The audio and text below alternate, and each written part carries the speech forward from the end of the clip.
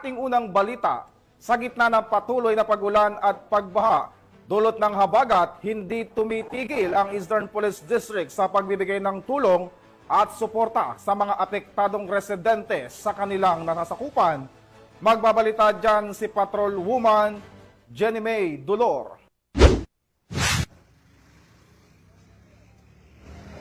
Patuloy pa rin ang pagtulong ng ating mga kapulisan katuwang ang lokal na pamahalaan sa lungsod ng Pasig, Mandaluyong, Marikina at San Juan at iba pang mga sangay ng gobyerno sa pagsasagawa ng relief operation para sa mga kababayan nating naapektuhan ng baha, dala nga ng southwest monsoon o habagat, lalo na sa mga kababayan natin na nasa mga evacuation center. Sa ngayon, unti-unti nang humuhupa ang baha at bumaba na rin ang tubig sa Marikina River.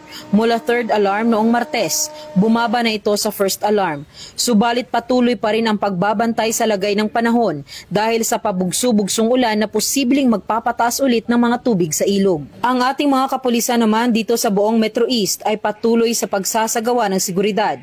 Ang iba tumulong na rin sa pagsasagawa ng clearing operation sa mga lugar sa Marikina upang matanggal ang mga basura na naanod ng baha na posibleng maging dahilan sa pagbara ng mga kanal. Magkakaasa ang mamamayan na ang ating mga kapulisan ay makikiisa sa pagsasagawa ng clearing operation at paglilinis sa mga lugar na apektado dito sa buong Metro East. Hangad ng Eastern Police District ang kaligtasan ng bawat mamamayan.